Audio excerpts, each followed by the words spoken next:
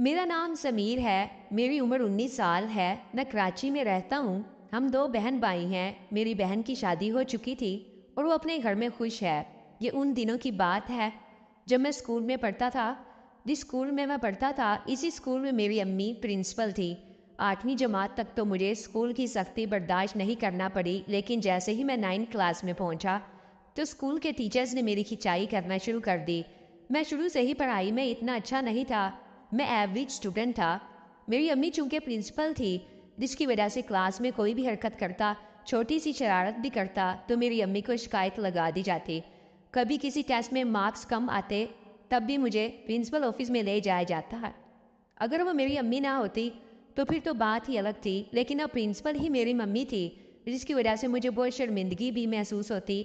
लेकिन मैं पढ़ाई पर अपनी पूरी जान लगा रहा था, लेकिन फिर भी मेरी परसेंटेज 80 ही आ रही थी। खैर, बहुत मुश्किल से मैंने 2 साल गुजारे। अब मैं कॉलेज में पढ़ता हूँ। मेरी अम्मी ने स्कूल के साथ साथ घर पर भी पढ़ाना शुरू कर दिया है। जो लड़कियां पढ़ाई में कमज़ोर हैं, इनके लिए अम्मी ने घर में ट्यूशन सेंटर खोल रखा है। इसमें आधी बच्चियां तो मेरे स्कूल की हैं और 2-4 हमारे मोहल्ले की हैं। खैर, मैं तो कॉलेज में हूँ, इसलिए मैं तो शुक्र करता हूँ कि अगर मैं स्कूल में पढ़ता होता तो अब मुझे ट्यूशन भी पढ़ना पड़ता। मैं जवान हो चुका था और निहायत ही हैंडसम था।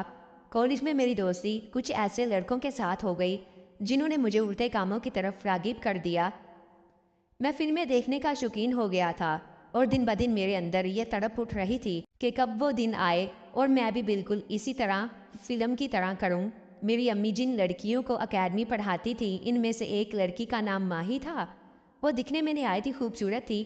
गुलाबी होंठ, लंबे बाल और रंगत की गोरी चिट्टी थी। जो मैंने इसे पहली बार देखा तो मैं तो पागल सा ही हो गया था। इसकी उम्र तो कम थी, लेकिन वो भरपूर जवान हो चुकी थी। इसका अगला और पिछला सामान काफ़ी बड़ा था, जो मुझे पागल कर रहा था। वो भी कोई शरीफ लड़की नहीं थी। वो भी मुझे घूर कर देखती रहती, जैसे आंखों ही आंखों में मुझे कुछ कहना चाह रही हो। वो हमारे मोहल्ले के करीब ही रहती थी। 2-4 मरतबा इसे आंख में टक्का हुआ। मैंने इसे नंबर का इशारा कर दिया। पहले तो इसने मेरे इशारे को इग्नोर किया। जो मैंने 2-3 मरतबा मुसलसल फ़ोन का इशारा किया तो इसने एक पर्ची पर नंबर लिखकर वॉशरूम के बहाने बाहर आकर मुझे पकड़ा दिया और इसने मुझे बताया कि रात को व्हाट्सएप पर मैसेज करना। शाम 7 बजे तक सब लड़कियां छुट्टी करके चली जाती थीं। मामूल के मुताबिक 9-10 बज चुके थे और मैं कॉलेज के काम से फ्री हो चुका था, तो मैंने रात को माही को मैसेज किया, लेकिन इसका कोई जवाब नहीं आया। मैं परेशान सा हो गया। मैंने नंबर दोबारा चेक किया, लेकिन नंबर तो सेम था। मैंने इसे दोबारा मैसेज करने की कोशिश की, लेकिन तब तक वो ऑफलाइन हो चुकी थी। मैंने सारी रात इसके मैसेज का इंतज़ार किया कि वो ऑनलाइन होकर मुझे मैसेज करेगी, लेकिन इसने मैसेज नहीं किया। अगले रोज़ मैं काफ़ी गुस्से में था। जब वो पढ़ने के लिए आई तो मैंने इसे इशारा करके बाहर बुलाया। अम्मी अभी किचन में ही थी। वो अपने लिए चाय बना रही थी। मैंने माही से कहा, मैं पूरी रात तुम्हारा इंतज़ार करता रहा, लेकिन तुमने तो मैसेज ही नहीं किया। तो वो कहने लगी, सॉरी यार, मैं रात को जल्दी सो गई थी। मैं माही से इस वक्त ज़्यादा बात नहीं कर सकता था। माही ने मुझे यकीन दिलाया कि आज रात वो खुद मुझे मैसेज करेगी। खैर, मैं दोस्तों के साथ बाहर चला गया। रात 12 बजे मुझे माही का मैसेज आया। फिर मुसलसल 3 घंटे मैंने माही से बातें की। ये सिलसिला 1 हफ्ते तक जारी रहा। अब माही मेरी गर्लफ्रेंड बन चुकी थी और हम एक दूसरे के बहुत करीब हो चुके थे। मैं माही से मिलना चाहता था। वो भी मेरी ख्वाहिश पर राजी हो गई और एक रात हम दोनों पिज़्ज़ा खाने के लिए एक रेस्टोरेंट में गए। इस दिन माही ने ब्लैक कलर का सूट पहना हुआ था, जिसमें वो किसी हीरोइन से कम नहीं लग रही थी। मैं वॉशरूम करने के लिए उठा। वॉशरूम पहुंचा तो मुझे ऐसा लगा कि जैसे मेरा मोबाइल मेरे पास नहीं है। मैंने अपनी पॉकेट्स वगैरह चेक की, लेकिन इसमें वाकई मोबाइल नहीं था। मैं डर गया। मैं जल्दी से हाथ धोकर बाहर आया तो ये देखकर मेरी जान में जान आ गई कि मेरा मोबाइल वहीं पड़ा था, लेकिन माई इसको इस्तेमाल कर रही थी। माई को मेरे मोबाइल का लॉक पता था। मैंने माई से कहा, मुझे लगा कि मेरा मोबाइल कहीं पर गिर गया है। माही ने मेरी तरफ देखा और मुस्कुराने लगी और मुझे कहने लगी, अच्छा तो तुम ये सब कुछ देखते हो। मेरे तो जैसे पांव तले ज़मीन ही निकल गई हो। मैंने घबराकर कहा, क्या मतलब इसका? तो इसने कहा, खुद ही देख लो। इसने मोबाइल मेरी तरफ किया। माही ने वो फिल्म देख ली थी। मैं काफ़ी शर्मिंदा हुआ।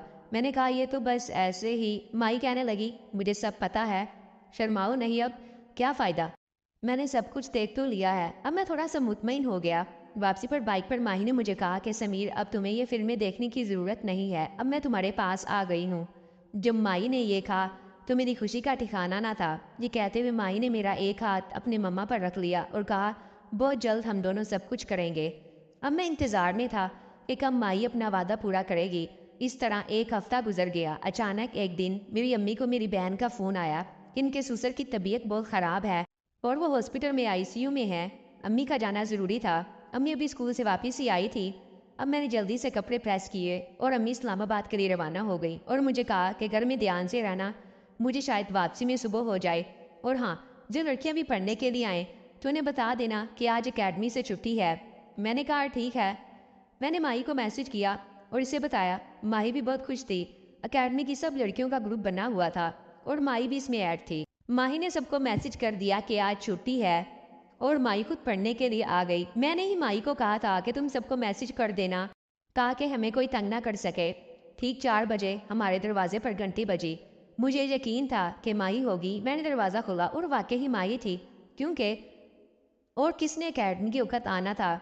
जैसे ही मैंने दरवाज़ा बंद किया, माई ने मुझे गले लगा लिया। मैंने भी माई को कहा, तुम्हें आज मुझ पर बहुत प्यार आ रहा है। माई ने कहा कि तुम्हें नहीं आ रहा। मैंने कहा ऐसी बात नहीं है, आ जाओ अंदर, गेम खेलते हैं। फिर हम दोनों ने काफ़ी देर वीडियो गेम खेली। मुझे भूख लग रही थी। मैंने माई से पूछा, मैं तो बाहर से कुछ खाने के लिए लेने जा रहा हूँ, तुम्हें कुछ चाहिए तो बता दो। माही ने मुझे कहा कि जो तुम अपने लिए लाओगे वही मेरे लिए ले आना। मैं जल्दी से बाहर गया। बाइक निकाल कर बाजार से अपने लिए और माई के लिए खाना लेकर आया। खाना खाने के बाद मैं माई को अपने बेडरूम में ले गया। मैंने माई को दीवार के साथ लगा लिया और कहा कि आज हम दोनों मिलकर फिल्म की तरह करेंगे। माई ने कहा जैसे तुम्हें अच्छा लगे।